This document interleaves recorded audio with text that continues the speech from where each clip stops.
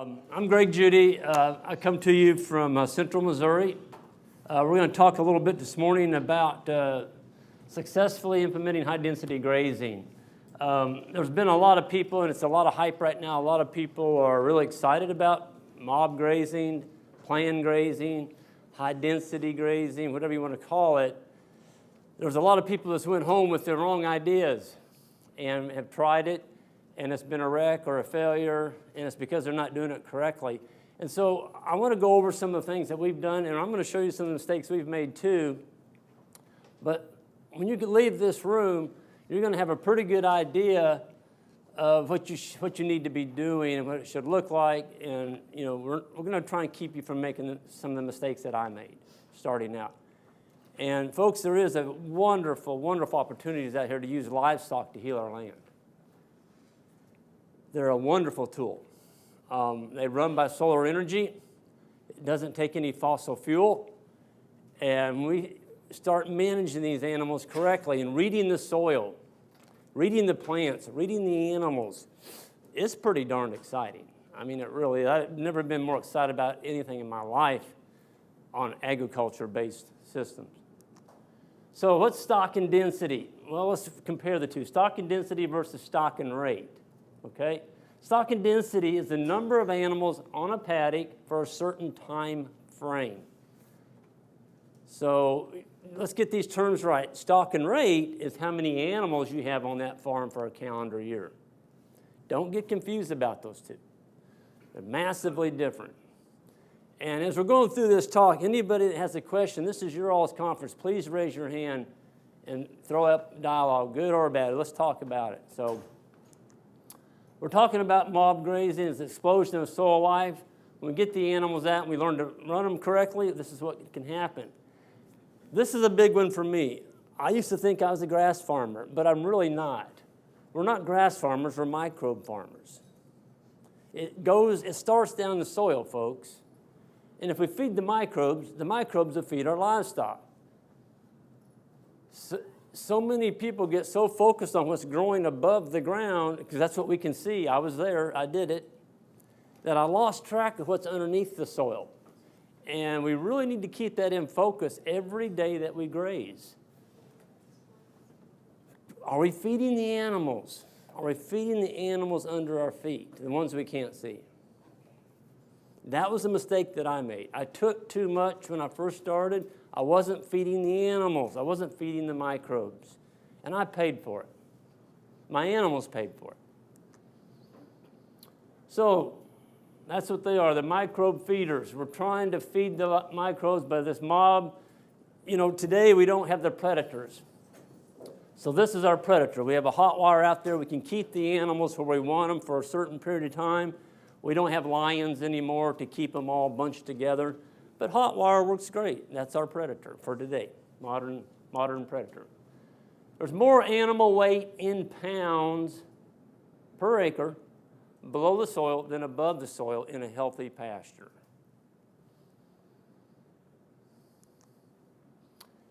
This is a farm we just got. We just got this last summer, and it's owned by a judge, and his dad passed away, and he got the farm, the son did, and him and I got to be pretty good friends, and so he was complaining about having to brush hog it all the time. I said, well, I'll brush hog it with 300 little legs on animals, so he was spending $500 a year to brush hog that fuel-wise, and he hated it. He hated sitting out there all weekend mowing it, and I'm like, no, you don't have to do that. So we brought the animals in. Folks, this is pretty poor forage. But see, what I'm trying to do here, I've got them locked in pretty tight. I'm trying to trample that stuff on the ground. I'm trying to trample it on the ground. And by doing that, I'm getting that life cycle started. If you think that livestock destroy land, I know a lot of people, we've got to convince people that that's not the case.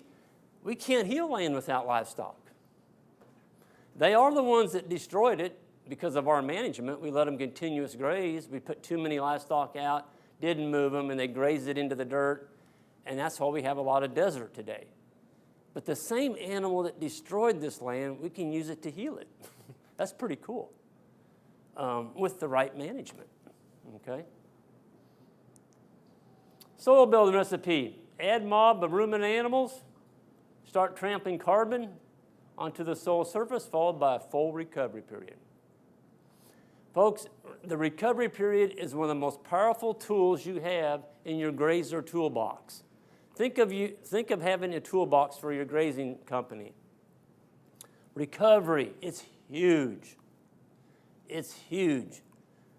So one of the things that I do when I lease a farm, if it's been overgrazed or mismanaged, and there's not a lot of carbon out there, carbon is anything that's organic.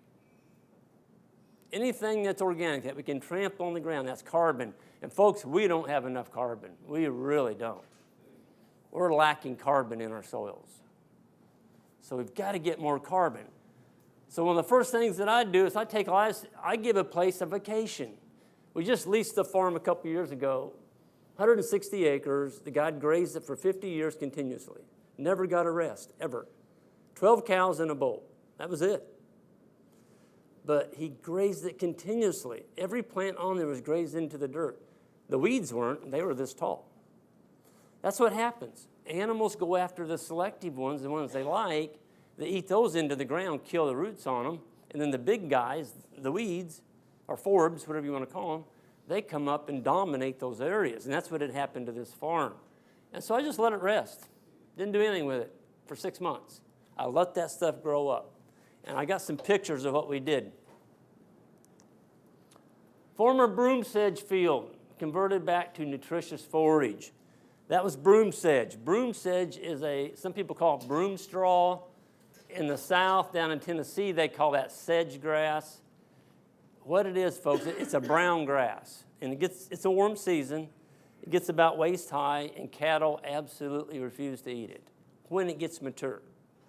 Now, when it's not mature and it's in a vegetative state, they will eat it. But that's a very short time period. We're talking 2 weeks. Once it gets up there, and what it is telling you that soil is broke. It's bankrupt. It can't produce anything but broom sedge. Well, how do you heal that? Well, a lot of the farms we get, that's what's on them, is broom sedge. And that's because people have hayed them. Folks, haying your land is the most destructive practice you can put on your farm. Besides plowing. It's right up there with plowing. It's awful. People like to bale hay. Buy the hay. Don't put hay up on your farm. Absolutely do not do that. If you put in the cost of the machinery, your labor, and all the nutrients that you're moving off that field, and the lost grazing, because you couldn't graze it at your precious hay field, it's killing you. It's killing your bottom line. Don't put up hay. I'm not saying you can't feed some, but buy it. Buy it from somebody else. We need animals back on the land. We've taken all the animals off. Drive across the Midwest.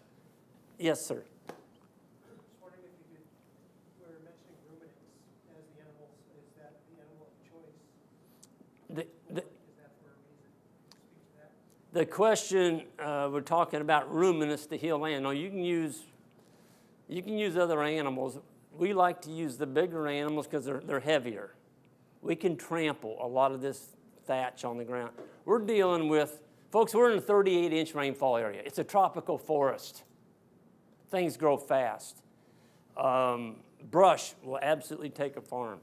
So we're looking at stuff that can really keep up with this. And and we are using pigs, and we're looking at getting into chickens and guineas and ducks and maybe some geese and stuff like that. But right now, folks, when you start out, I think this is a mistake a lot of people make. I'm going to get your question in a minute.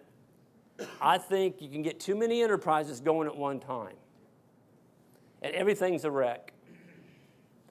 Make sure you get good at something. Get that down, and that is your mothership. In other words, what is your unfair advantage for your land? If your land's real steep, up and down, it may be better suited to sheep or goats than it is cattle. Remember this, cows eat a lot of forage. So if you've got small acreage, you can run a whole lot more sheep than you can cattle. And sheep are a really good market right now. Justin, I'll get you in a minute. This guy was before you. Yes. In the last slide, you had the guy standing in that tall grass. Yes. Do goats eat that? The goats will eat that right there, that weed. They're not, yeah, goats aren't going to eat Kentucky 31 fescue unless you force them to. Remember this, if you force a goat to eat below his kneecaps, you're going to get parasites. As long as a goat's reaching up, eating leaves, they don't get parasites. Our goats, we never wormed them ever.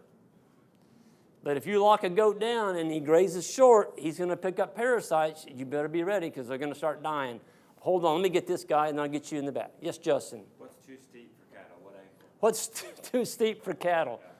Oh gosh, that's a good one. I don't know. You know, if they trip and fall and roll away the bottom, that's probably too steep for cows. Okay. Yes. Is that broom sedge in that photo right there? No, this is Kentucky 31 fescue. So that's not good for goats? No, Kentucky 31 goats will kind of make a living on it in the wintertime. Sheep can do it. Our sheep, that's what they eat in the winter. They'd rather eat Kentucky 31 fescue than hay. You can't get our sheep to eat hay. You seed that? No. It comes. It's in the soil bank. Folks, I think a lot of people waste a lot of money on seed. There's a tons of seeds in the seed bank. We're actually going into timber. You'll see some pictures in a minute. And we're creating savannas in mature timber. Whereas we're taking out the junk trees, sawing some saw logs, leaving openings around the trees that are remaining, and big blue stems coming in there. Big blue. That's a native warm season grass. Where in the world did that come from? I'll tell you where it came from. It came from the early 1800s, 1900s. Missouri was covered with it until we grazed it out, plowed it up, and killed it. So what's down in that seed bank? We don't know. I'll guarantee there's some grasses in there. Yes? Parasites on sheep the same way with goats? Parasites on sheep, yep. If you make them eat down in that lower canopy, you're going to have more parasites. Rotate them. We have a 7-day rotation on our sheep. Every 7 days they're in a new paddock. We do not intentionally graze our sheep. It's just the way we got it set up. And I can explain that more later. But same way on sheep. You know, if you make any animal graze plants too short, even a cow, you're going to have more parasites. We never worm anything. We don't worm our cows. We don't worm our sheep. We don't worm our goats. We don't worm our pigs. We don't worm anything. You shouldn't have to worm if you're grazing correctly. Are you doing any fecal testing with the worm counts? The question was, are we doing any fecal testing? We did early on. That's how we selected our parasite-resistant rams. We took the rams and isolated them. And we took them into the vet, the fecal samples. And he called me up about 7 days later, and he was pretty mad. He was like, Greg, why'd you bring me these samples after you wormed the sheep? And I'm like, sir, I didn't worm these sheep. He said, no, you said you wormed them. He said, there's two of those didn't have a single worm in there. He said, I've never seen that in my life. Well, I got these rams from a guy that had never, ever wormed a sheep. He let the ones die that had parasites, and the ones that lived made it. That's where I got these sheep from. He goes, it's impossible. I've never taken a sheep fecal sample, not at least counted one worm. There wasn't one worm egg in those, and that's the ones I used. I brought 7 rams in. 3 of them had no worms. The other 4 I ate. The 3 that didn't have worms, that's the herd sires. That's the one we started with. So, yeah, good question. Yes? What's the optimal height for the sheep grass? What's the optimal height for sheep grass? I like that. I like it pretty tall. Now, you'll talk to other people, oh, you want to keep it at about like that. Folks, in Missouri, when the grass is growing fast in the spring, you can't keep it that tall. It is a beast. It's coming. It'll get a seed head on in 2 weeks. We'll talk more about that in a minute, but yeah, our sheep pasture's pretty tall. And so we don't have, that's another reason they're grazing up taller, and that helps. That's a soil food smorgasbord. So what this is, folks, that's a pasture that I left off in the spring. So in the spring, when your grass is growing real fast, folks, remember this. You need to move your animals fast. When the grass is growing fast, move them fast. Forget about high-density grazing in the spring. You don't want to do that. You got to get these animals going around the farm, but here's the key. Don't start too soon. It's a mistake everybody makes. I made it for many years. I didn't know what I was doing, okay? Make sure that plant's up there, 7, 8 inches before you get started. If you go in and the plant's as tall as your finger, you're going to run out of grass in July because you hurt that plant so bad early in the spring when it was just starting to get going. You chopped its head off, and the plant can't come back. You took all the energy out of the roots. See, what we're trying to do, folks, is just take the tips off those plants in the springtime. We're just taking the top third of the plant. That's all we're doing. Move them. Top third of the plant, move them. So what's happening when we do that? Well, I'll tell you what's happening. Our animals are getting ultimate selection, the tips. That's where it's the most tender. We're leaving 2/3 of the solar collector intact. We didn't even touch it. So that solar collector is gathering that sunlight and it's growing back a lot faster. And it's not using the roots to do it. You don't want to use the roots of the plant to push the plant back. If you take over half the plant, by golly, you're mining the roots. We call that grazing the roots. You're actually grazing the roots off your plants. Use that solar collector. Take the tips and move. Now, we went around the farm. We're going around the farm in the spring, and I can't get around all my farms. What do? Forget you own them. Or if it's your personal farm and you're 2/3 of the way around, and you go back and look at where you started in the spring. Make sure you mark and remember where you put your cows at or your sheep or whatever. And look at that grass. If it's grown back and it's almost ready to put a seed head on, you need to go back and start over again. Go back to where you started in the spring. Start grazing around. Forget about the other third of the farm. Don't even graze it. That's what we're doing. And we do that to a different section of our farms each year. And I'll tell you what, when you come back to that in July and August, yeah, it's not very good forage. It's mature, but guess what happens? You are putting down tons of carbon. Those animals will walk on that, and because it's mature, when they step on it, it breaks the sap flow back to the stem. It breaks the sap flow back to the stem. Now you've got carbon. You're feeding your soil. In the springtime, if you step on a plant, boink, it goes right back up. It's vegetative. It comes right back up. You can't trample a litter bank in the spring. Not as effective as you can in the fall or July when it's hot. Yes, Greg, it's mature. The seed heads on this fescue is dry. There is still some green left in that Timothy. The giant ragweed, which I love, is green, ready to go. So those cows go in and they eat the green out of that, and they trample all that dead carbon on the ground for you. If you can ever get to this point, you're going to have so much feed in the wintertime out of those paddocks that you left off in the spring. You're just going to be astonished. That's going to be your most productive pastures that fall. And that's because you didn't graze it. I mean, you've got a really nice root system underneath there. I mean, you fed the soil all this carbon, and the plant's like, Rye, your name's Rye. Thank you, Rye. I'm going to pay you back. I'm going to let you have some feed for your livestock, maybe clear up into January, February, out of those paddocks. It works, folks. Most of our predators are gone. We don't have these guys around anymore. That's in Africa. That is our predator.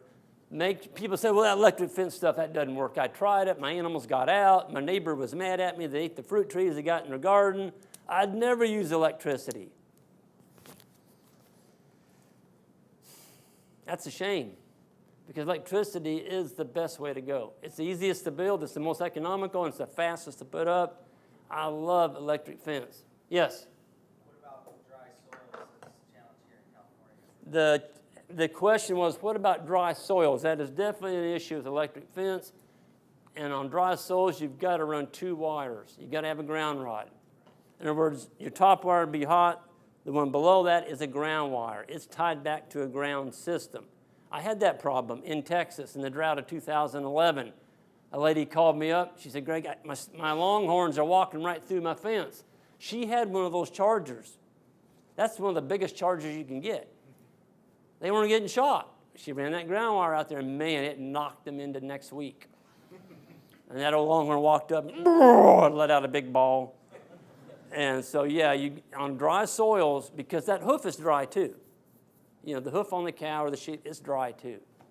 So, Is yeah. that groundwater or ground wire grounded at every post or just? The ground wire, how's it grounded? It's grounded in a grounding field, preferably on the north side of a shed where there's moisture, a downspout coming off the shed. Put your ground field in there. Around a pond, a lagoon, anywhere there's moisture. And folks, if you get in a bad drought and you don't have your ground system where you can get moisture, go out there and dump a little water on it about twice a week. Just make sure those ground rods stay wet. We use 6-foot galvanized ground rods. Don't use a copper ground rod clamp. You can't use a copper ground rod clamp on galvanizing. The two don't work together. You'll start to get oxidation there and you lose your ground. Use a galvanized ground rod clamp. Okay? Exclusion zones. So this is something we do. There's 300 head locked on about 1/16 of an acre. They're only there for 5 minutes. And you're saying, well, Greg, why'd you do that? I'll tell you why I did it. This is Sericea lespedeza. It's a nasty one. The government brought it into Missouri to control waterways and road banks, and it is an invasive. It absolutely takes over. And cattle don't like it. It's got a high tannin in it. They'll eat it early in the spring, and so that's what I've got them in there. This is early in the spring. That's probably May. And we went ahead and lined out 1, there's 2, 3, 4. There's about 5 paddocks there. Each one's only 1/16 of an acre. And we ran the cows in there, locked them in there for 5 minutes. Folks, what I'm trying to do here is put animal impact down. So they're just trampling the bejeebers out of that Sericea lespedeza. And when you moved them into the next piece, it looked like you took a floor mop and just mopped the whole paddock with manure and urine. It was trampled. Every plant got hammered. How large does that hurt? 300 head. You can see the calves are being pushed out. In other words, there's so much pressure in there that they're like, I'm getting out of here. And that's fine. The calves will shoot under the wire. But folks, we came back to that in 45 days, to that pasture. And it was funny, when I turned them in there, I was watching just like a hawk. Every single cow went to that spot. They grazed that first, then they went over here and kind of started eating on that. They weren't very happy with this, but they ate some of it. They nailed that. They absolutely nailed it. Why is that? Best forage. It's the best forage. Animals know. Energy. All that energy that I put into that soil and all that trampling, when those plants grew back, and you could tell by looking at the plants, they were different. They were a darker green. They looked a little bit more prolific. And boy, those cows just picked. It was like I had a dang fence in there when I put them in there. Every single animal was on that point, on that ridge. It's pretty neat. So if you got the moral of this story is, if you have an area on your farm that you want to put some impact on, put a poly wire out there before they come into the paddock, run them in there. If there's no feed in there, put down a bale, a couple bales, just to give them something to do. Leave them in there 10 to 15 minutes and move them. And mark that spot and when you come back in 40, 50 days. And you can do that to different spots around your farm. Let's say you have a gully forming on the side of a ridge, and you want to put some impact on that gully. Put some hay in that gully, something to attract them in there, maybe a molasses tub, something. And those cows will get in there and they'll slough that gully off. Hay's the best because they'll just trample that hay into that gully. You've got grass. They're a very powerful tool. They're a very powerful tool. How often do we move them? It depends on the growing season, what time of year it is, moisture, how much it's raining, livestock, what kind of livestock you're running, and what What period is the livestock in? In other words, if you're trying to finish a grass-fed beef or cow-calf, she's getting ready to calve, or maybe she's already had her calf and you're getting ready to breed her back. So there's a lot of that stuff we'll talk about on animal performance in a minute. And make sure the plants are recovered. Don't come back until the plants are recovered. That's the biggest mistake people make. You just can't come back. I'll give you this. I'll allow you to overgraze your farm, a part of it, one paddock. You can overgraze it, Scott, and I'm not going to get mad at you. You know why? Because you're not going to come back. You're not going to come back to that paddock you overgrazed until it's fully regrown. And so that you can do that. I mean, that is a management tool. You can overgraze a paddock. Just don't come back. And sometimes that might be more economical than buying feed, like hay in a drought. We'll talk about drought too. Don't graze the roots. Make sure the plants are recovered. Controlled grazing versus continuous grazing. That's my neighbor here on the right. That's me on the left with our mob in there. Matter of fact, that's where the cattle are right now today. We're still grazing winter stockpile, folks. All my neighbors have been feeding hay since November 1st. We didn't get any rain this fall. People say, well, Greg, how are you grazing if you didn't get any rain? Management. Management. When you don't get rain, folks, you need to sell some livestock. You can't just keep all your livestock if you don't grow back any forage. And the sooner you sell some, the less of them you have to sell, and the better price you get. Why do you have to sell less of them?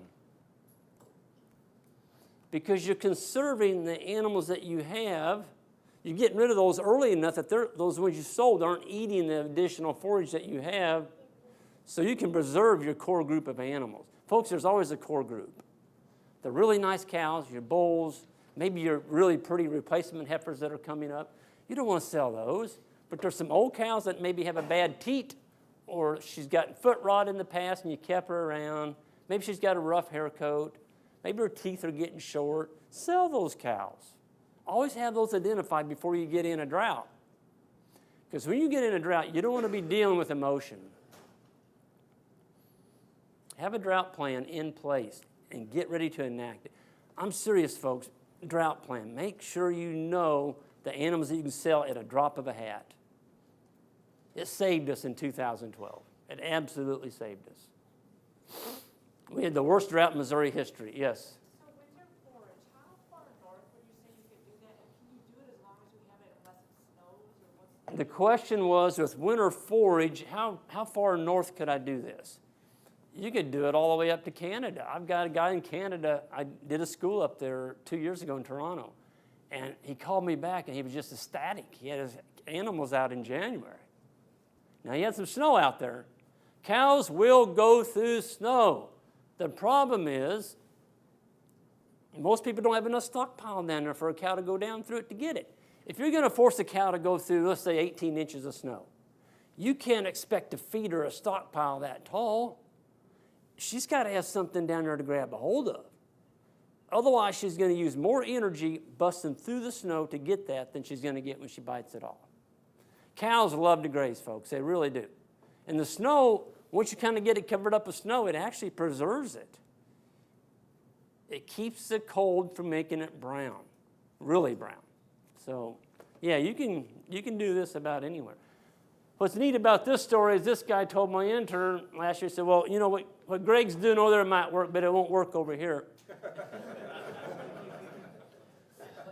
It's that dang fence. And he's convinced that I get more rain than he does. Well, he told my intern, that great. You'll get more rain than I get.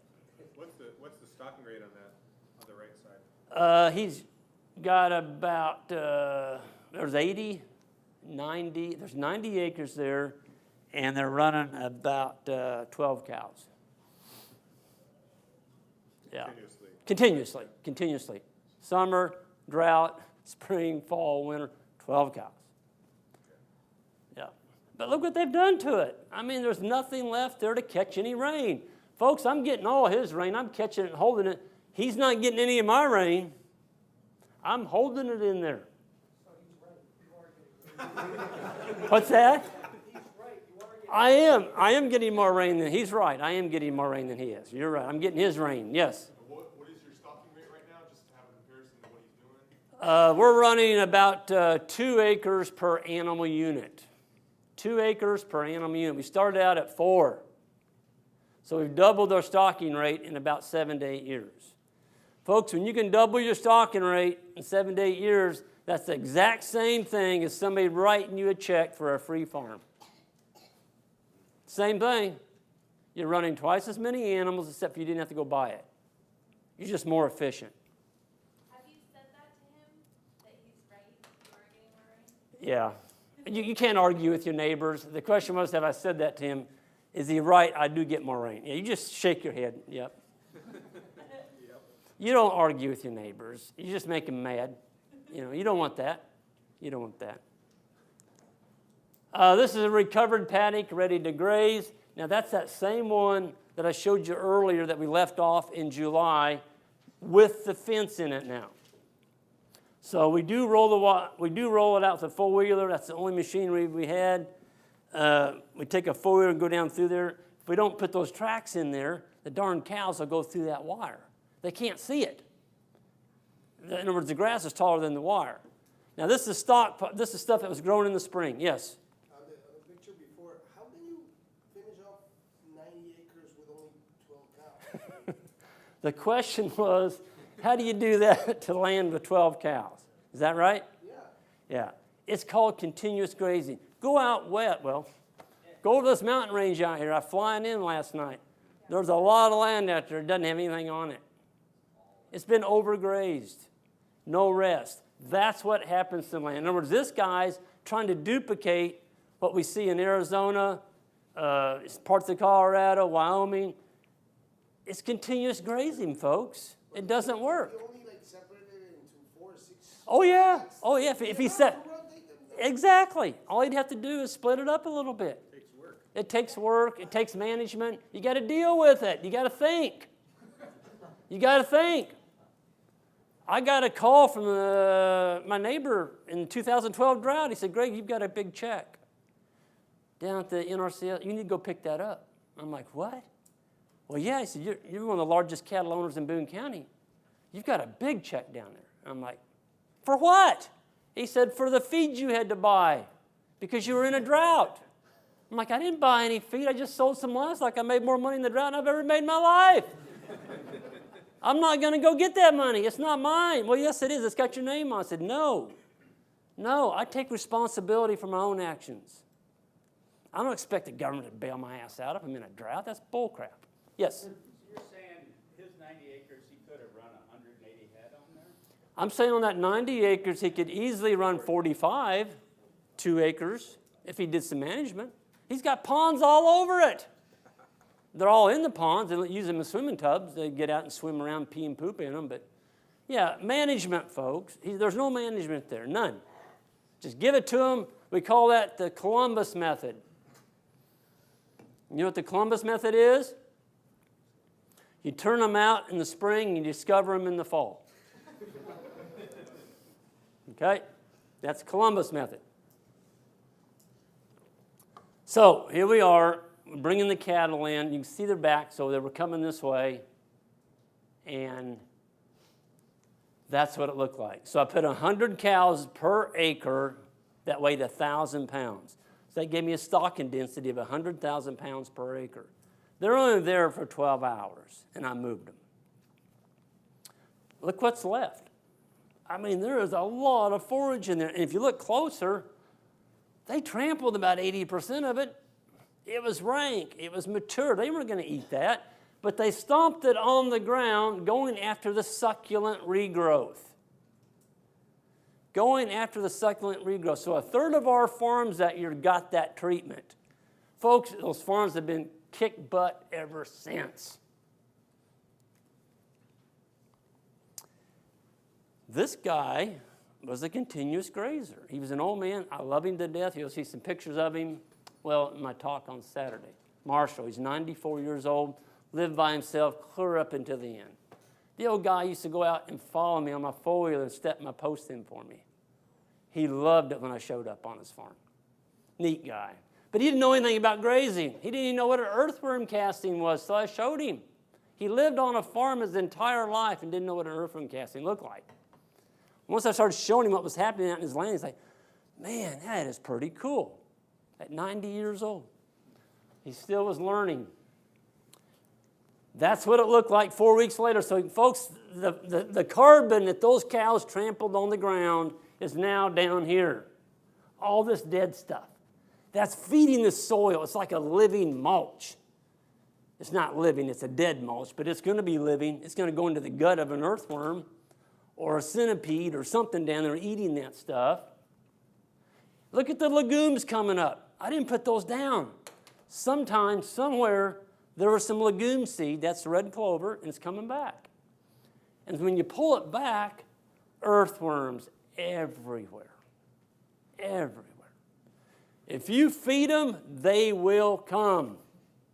Everybody comes to the farm and they're like, Greg, can we take some of your worms home? I'm like, nope. Can't have none of mine. If you'll go home and build some habitat for these guys, they'll show up. They'll show up. There's new seedlings coming up through that thatch. There's that carbon laying on the ground, that old dry stuff. Folks, it's just beautiful. Everybody cusses this grass. This is Kentucky 31 fescue. It's the endophyte. For those of y'all familiar with it, it's in the East Coast, from the East Coast to Missouri, a little bit into Kansas. I don't think you have fescue out west. But it is a wonderful, cool season grass if you learn to manage it correctly. If you don't, it can be pretty detrimental on your cows. That's black gold. Folks, that's an earthworm castle. Earthworm poop. He must have really had a smorgasbord there. That's all one worm sitting there pooping. Ian, the old guy from Africa, took that picture. He laid down on his belly. He'd never seen an earthworm castle like that. But folks, what's more impressive about that is looking around the base of that. All that shiny little puddles down there, that's all solid earthworm castings. Just solid. You can't go anywhere on our farm where we've done this practice where it's just solid earthworms. Solid. That's exciting. There we are, strip grazing winter stockpile. In other words, we move them onto a paddock. We don't give them the whole paddock. We ration it out like hay.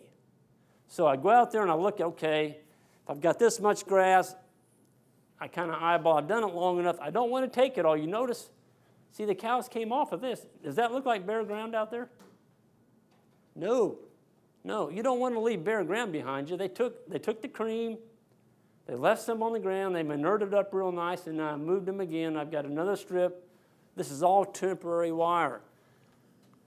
I'll give you this. If you get out on some land or your own farm, don't go out there and build tons of permanent paddocks all over the place. Don't do that. I did that. That's why I love our intern program. I had an intern come in and was like, Greg, why you got this wire everywhere? I'm like, well, those are my paddocks. Well, why don't we roll them all up? He says, you got us. And I'm like, you're right. I got you all.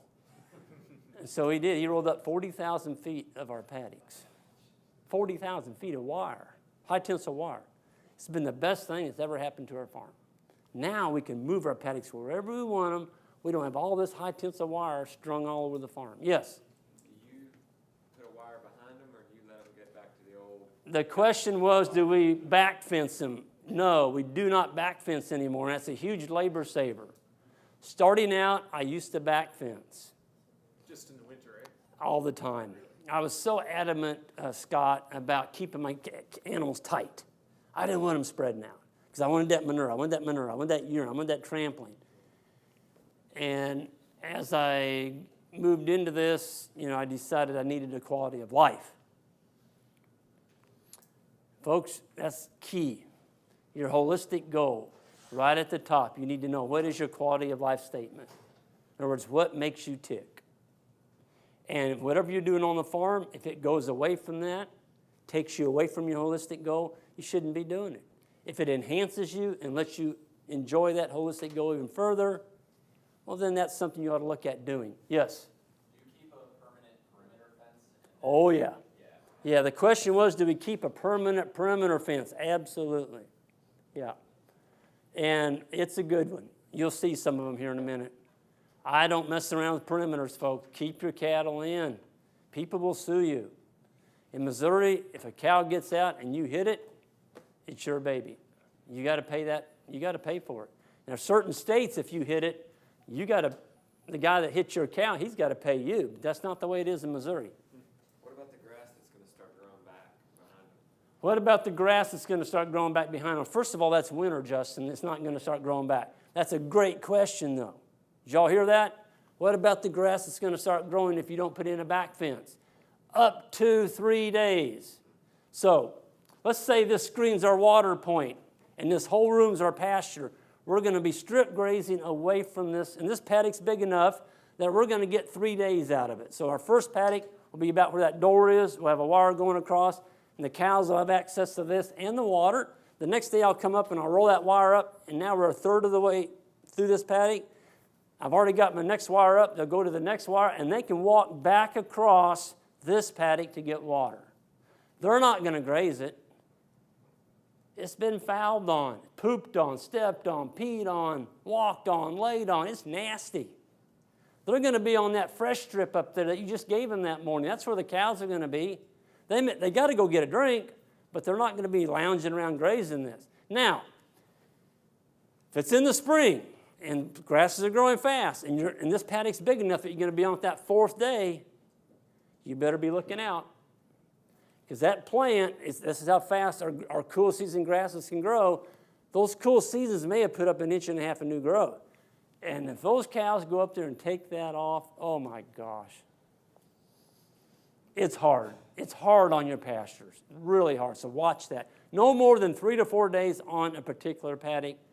That will keep you from having to put in a back fence. Yes? When the ground is frozen, would you put in your posts in the fall? Oh, the question is, if the ground is frozen, would you put your post in the fall? We don't. We get to 30 below zero in Missouri. That's maybe for a week. We can get down to 0. We've had some 10 below 0 this year. Not for very long. So what we do is we sharpen our posts. So, folks, there's no better post out there that I have found for doing strip grazing than the O'Brien step-in. The O'Brien step-in. It is a tough post. And it's got 5 or 6 different hooks on it, so you can adjust your level if you got baby calves or maybe sheep or pigs. It's a really adaptable post. You can get them through Ken Cove Fence Company. Get the white ones. Well, I say white. You might want to get 1 box of blue, and that's because if you're grazing on snow, use the blue ones. Don't use a white post on snow. They can't see them. That blue post sticks out like a sore thumb.